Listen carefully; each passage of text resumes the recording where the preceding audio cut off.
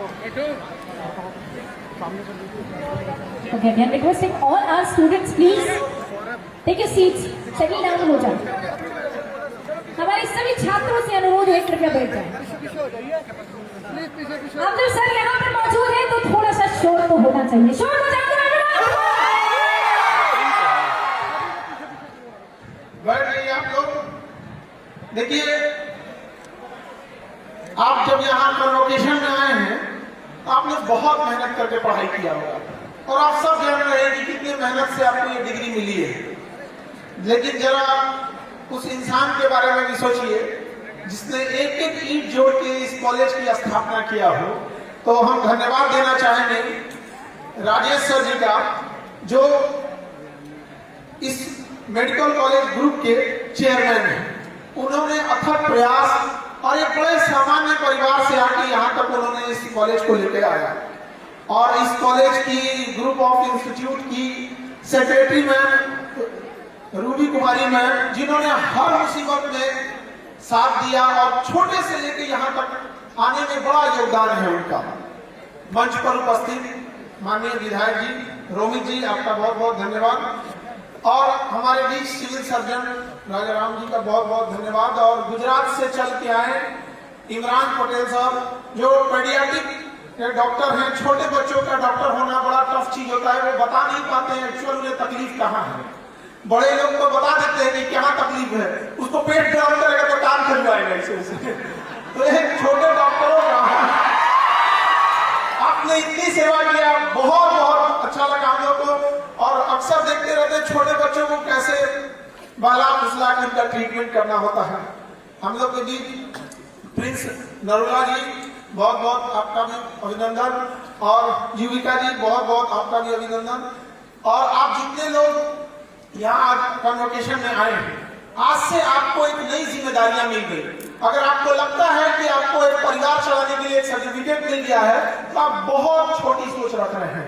याद रखिएगा, एक व्यक्ति इस देश के लिए उतना ही जिम्मेदार है जितना इस देश के टॉप पर बैठे राष्ट्रपति हैं।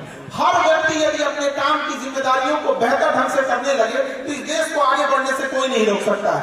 कई बार हमें ऐसा सुनने को मिलता है कि कहीं वैकेंसी है कि नहीं, प्राइवेट जॉब में निकाल दिया जाएगा कि नहीं निकाल दिया जाएगा। हम आपको बताते हैं कि किसी भी जगह पे आप रहिए, चाहे प्राइवेट रहिए या गवर्नमेंट रहिए, अगर आप बेहतर ढंग से काम कीजिएगा ना तो टॉप मैनेजमेंट दिन ब दुआ मांगेगी ये इंसान छोड़ के ना जाए। यहाँ कोई भी संस्था हो तो आप ऐसा बनिएगा ना, ऐसा बनिएगा। आप किसी संस्था, जैसे हमारे बदन का नाखून है, बाल है, काट के आदमी निकाल देता है, तो जब किसी संस्था के लिए छोटा नाखून बन के रहिएगा तो शायद आपको कोई तब हटा दे। अरे बनना है तो उस संस्था के लिए दिल बन के रहिए, दिल की कोई निकाल ही ना सके आपको। किसी भी जगह पे आप चलिए तो लगे, डॉक्टर को कॉन्फिडेंस होना चाहिए कि मेरा नर्सिंग स्टाफ इतना बेहतरीन है कि ऑपरेशन थिएटर से निकलने के बाद आपके भरोसे छोड़ के अपने घर जा सकता है। एक डॉक्टर की बहुत जिम्मेदारी होती है। लेकिन याद रखिएगा, क्योंकि हम भी इधर हॉस्पिटल खोले तो हमें पता है कि अगर हमारा नर्सिंग स्टाफ बेहतरीन है ना, डॉक्टर साहब 2 घंटा बाद भी आएंगे तो मरने नहीं देगा, उसके अंदर इतनी काबिलियत होती है। तो वो जिम्मेदारी आप लोग हैं, अपने आप को कमतर मत आइएगा। क्योंकि देखिए, ऐसे जो अटेंडेंट होते हैं, मरीज को लगता है कि सारा ट्रीटमेंट डॉक्टर करते हैं। नो डाउट ओटी से निकले आप, मरीज आपका एडमिट हुआ, अब जरा सोचिए रात भर डॉक्टर साहब घरते हैं वो रात भर मरीज किसके भरोसे चल रहा है, वो आप लोग बनेंगे, आप लोग समझ में आ गया। और हमें काफी इस बात का दुखी होता है कि जो रेस्पेक्ट एक नर्सिंग स्टाफ को मिलना चाहिए उसको अभी तक वो नहीं दे पाते हैं, ये हमें दुख है। खैर, आप लोग प्रयास कीजिए और इतना मेहनत से काम कीजिए, इतना बेहतरीन करिए कि लोग आपको भूल ना सके और कभी आए दोबारा दिखाने तो डॉक्टर के साथ साथ आपको भी खोजे वो मरीज क्यों कहाँ है जो हम जब एडमिट थे तो बड़ा सेवा किए थे। इस भावना से आप करिए यहाँ पर। आज जब आप इस कन्वोकेशन में आ रहे होते हैं तो याद रखिएगा, आप अब अपने काबिलियत के दम पर जाने जाएंगे। पहले जमाना था जब किसी के पास कोई काबिलियत वगैरह नहीं रहती थी तो लोग 16 श्रृंगार के बाद पीछे भागते थे। आग लगा दो इस 16 श्रृंगार को, तुम्हारा 17वां श्रृंगार तुम्हारे हाथ में है। आपकी पहचान आपके 16 श्रृंगार से नहीं, आपकी पहचान आपके 17वें श्रृंगार आपकी शिक्षा से होनी चाहिए। वरना महात्मा गांधी के पास क्या था, एक धोती एक लाठी के दम पर आज पूरी दुनिया को दिखा दिए कि नहीं।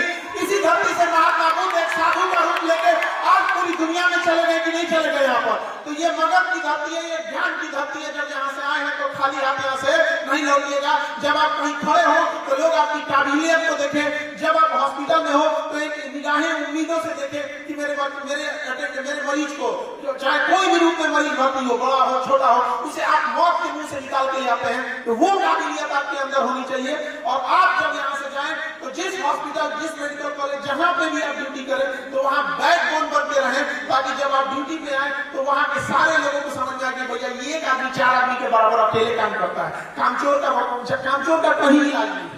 इन लोगों का जो घड़ी देख के ड्यूटी करते हैं उन लोगों का कभी कोई इलाज नहीं। यहाँ से निकाले जाएंगे तो कहीं और जाएंगे, कहीं और जाएंगे, इसी में भागते ही रह जाएंगे।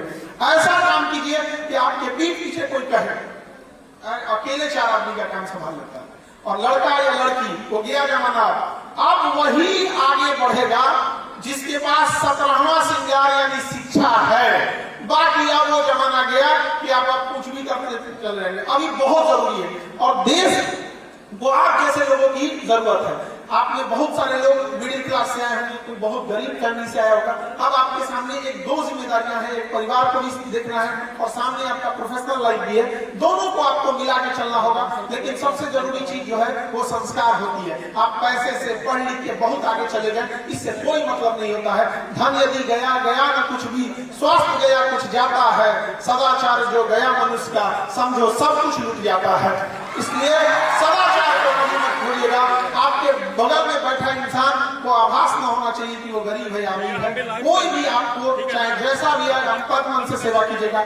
विद्यालयों में भी आपको यही शिक्षा दी गई होगी, यही सिखाया गया होगा कि जब आपके सामने कोई व्यक्ति आता है तो वो मुस्कुरा के जाना चाहिए। आए चाहे जैसे भी, उसको कभी भी उसकी हैसियत देख के उसके हिसाब से ट्रीट मत कीजिएगा। आप सोचिएगा मेरे सामने जो भी आया है उसको बेहतर ढंग से शिक्षा देनी है। यहाँ पर अभी हम देख रहे थे यहाँ पर कि जब कन्वोकेशन हो रहा था तो टॉपर्स की लिस्ट में बहुत सारी लड़कियां आ रही थी।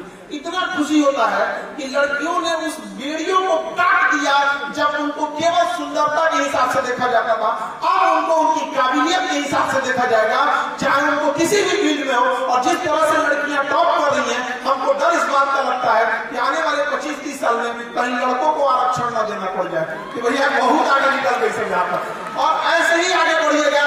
याद रखिए लड़की लोग, हम आप सबसे कहते हैं कि हाथ फैलाना बंद करिए, अपने से छीनिए। अधिकार कभी मांगने से नहीं मिला है, छीन लेना पड़ता है। चाहे जैसे भी दिखे, आजादी भी हमें भीख में नहीं मिली थी, आजादी भी हम मांग के नहीं लिए थे, छीन के लिए थे आजादी।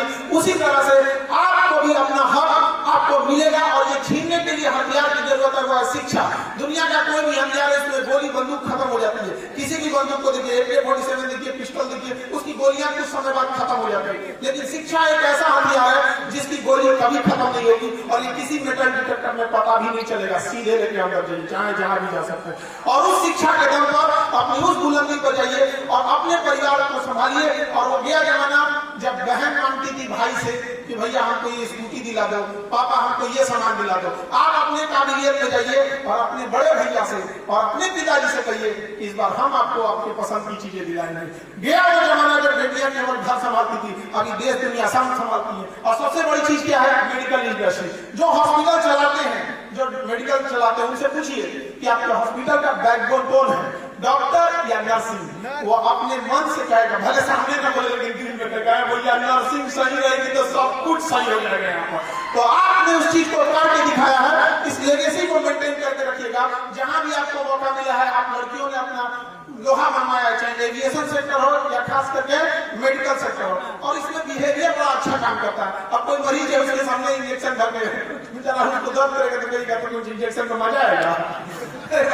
उसको प्रेम से बात करिएगा। हमेशा हम एक बात कहते हैं, आप दवा से रोग ठीक कर सकते हैं, दवा से रोग ठीक कर सकते हैं, लेकिन रोगी जो होता है वो आपके अच्छे बर्ताव से ठीक हो जाता है।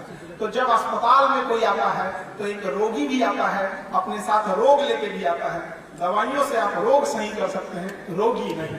रोगी को प्यार से बात कर देंगे, हिम्मत दिखा देंगे, सब ठीक हो जाएगा, टेंशन क्या लेते हो, आधा चीज वैसे उसका एंटीबायोटिक का काम कर देगा।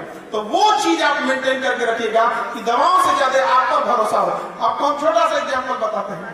अभी हम अपना हॉस्पिटल खोले तो मेरा तो चैरिटी हॉस्पिटल है, अंतिम पौधान के लोग आते हैं वहां पे। तो एक बुजुर्ग बाबा आए थे, तो हॉस्पिटल में घुस गए, वो पाल्मो डिपार्टमेंट में घुस गए जिसमें फेफड़ा दिखाई देता है, तो उनको हड्डी में प्रॉब्लम था। तो उनको डॉक्टर साहब बोले कि ऑर्थो में चल जाइए, ऑर्थो में, यहाँ नहीं बाबा जी ऑर्थो में जाइए। तो ऑर्थो का मतलब होता है हड्डी वाला डॉक्टर। तो उनको सुनाई दिया ऑर्थो में चले जाइए, ऑर्थो में, वो गायनी में चले गए। बाद में उनको लगा महाराज जी ऑर्थो में हड्डी, हड्डी में जाइए, हड्डी। तो कह रहे डॉक्टर बोले हैं कि ऑर्थो में चलिए, हमसे आगे शिकायत कर रहे हैं कि आपके डॉक्टर साहब हमको औरतों में भेज दिए हैं। हम कहे बाबा जी माफ करिए, कान से कम सुनाई देता होगा, उम्र हो जाती है तो बात समझिए, आप उन्हें डांट नहीं सकते थे, लेकिन प्यार से समझाइए भाई, वो आपको बड़ा उम्मीद से रह सके।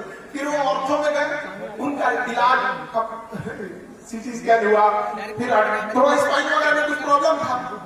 डॉक्टर जब देख लिए, डॉक्टर दवा लिख दिए, तो मेरे चैम्बर में जीत करके आए। तो बुजुर्ग थे, तो लोगों ने कहा भैया मिला दो इनको। तो हम मिले, तो हमको रसीद दिखा रहे हैं और जिसमें दवाओं का प्रिस्क्रिप्शन लिखा था, और हमसे कह रहे हैं कि देखिए तो ठीक लिखे हैं कि नहीं डॉक्टर साहब।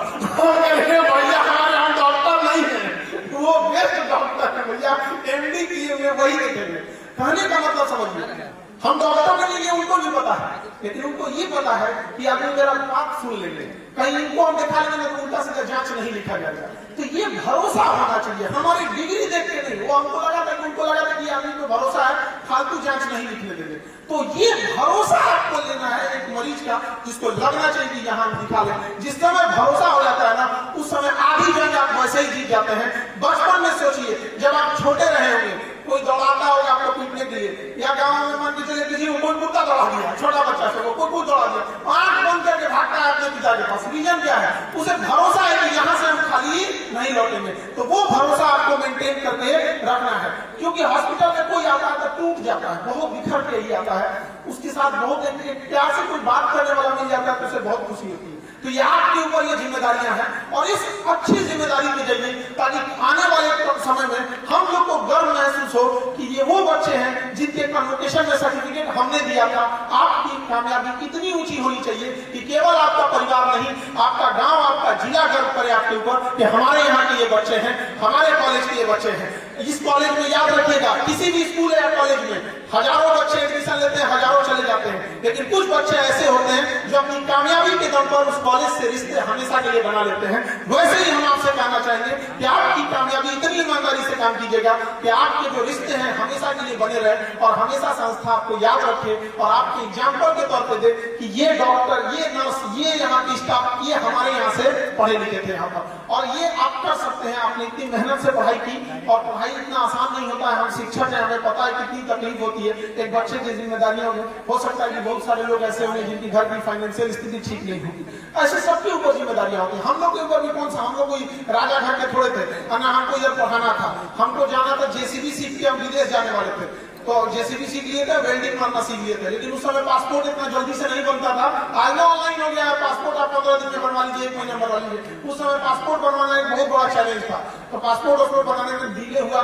फिर हम लोग इधर होम ट्यूशन पढ़ा के इधर फंस के रहते हैं यहाँ पे। तो हम लोग को टीचिंग में आ गए, लेकिन हम हमेशा मन से भी बोलते हैं कि हम टीचिंग में बस इसीलिए हैं कि एजुकेशन की फीस न बढ़ सके ज्यादा, तो हमारा अपना काम है। अल्टीमेटली हमको किसानों के लिए जाना है। अभी हॉस्पिटल जब हम लोग खोले, बहुत चैलेंज देखने को मिला हम लोग को, बहुत चैलेंज।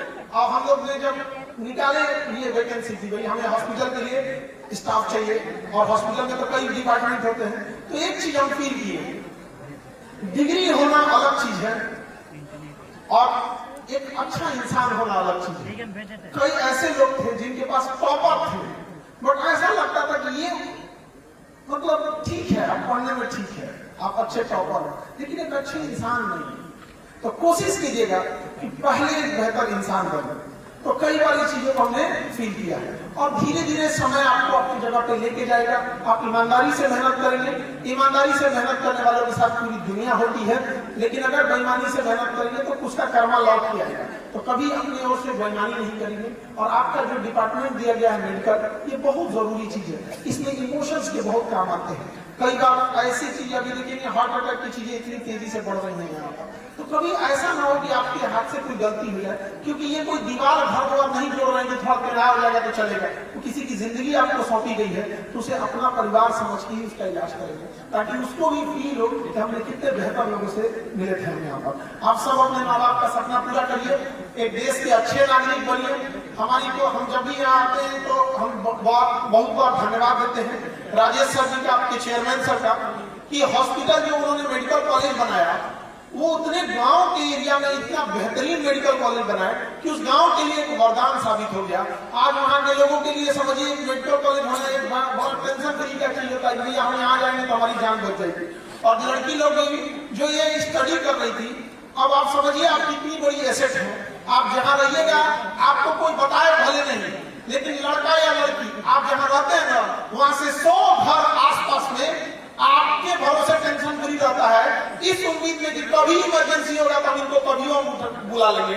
और ये आपको बैकबोन है, आपको कोई भले बताए नहीं लेकिन सबको पता होगा, जाने में आपका नंबर लेके रखे होंगे क्या भैया कोई रात बिरात इमरजेंसी होगा तो ये देखेंगे हमें आप। और लड़की लोग, आप लोग वो नई पीढ़ियां हैं जिन्होंने बंदिशों को तोड़ते हुए अपनी कामयाबी तक जा रही है। नहीं तो पहले देखिए तो क्या कर रहे हैं, तो भैया नॉर्मल पढ़ाई नहीं करनी है, लेकिन ये कितना बेहतर चीज है। और जब आप लोग से कोई बात बोलेगा, फ्यूचर में कोई दहेज की बात बोले तो लड़की जरूर बोलिएगा कि दहेज से ज्यादा हमारी काबिलियत देखो, नहीं तो कि जैसे दहेज देखोगे समाज की बुराइयां कैसे सही होगी। लेकिन ये हम लोग के बीच बड़ा कुप्रथा है, इसको धीरे धीरे खत्म करने की जरूरत है। और आप लोग पढ़े लिखे हैं, आपके हाथ में है, कम से कम देश आजाद नहीं करा सके हम लोग वो पीढ़ी है जिसको देश आजाद होने के बाद मिला, तो कम से कम जो कुरीतियां हैं, जो बुराइयां हैं, कम से कम उसे तो हम लोग हटा सके। मेरी शुभकामनाएं आप सबके साथ है, फ्यूचर आप लोग के हाथ में है। देश के एक जिम्मेदार नागरिक बनिए, अपने डिपार्टमेंट, अपने कॉलेज, अपने नर्सिंग जो भी आपका हॉस्पिटल मिले उसको अच्छे से रखिए, परिवार की तरह रखिए। ढेर सारी शुभकामनाएं आपको, आपका भविष्य उज्जवल हो। धन्यवाद, बहुत बहुत धन्यवाद सर आपका। सर की जोरदार ताली हो जाए आप सभी लोगों की तरफ से, भाई तालियां जोरदार होनी चाहिए। सर ने बहुत ही बेहतरीन बात बोला है, बहुत ही प्यारी प्यारी बात बोली है। और आप पारी है हमारे बीच यहाँ पर जो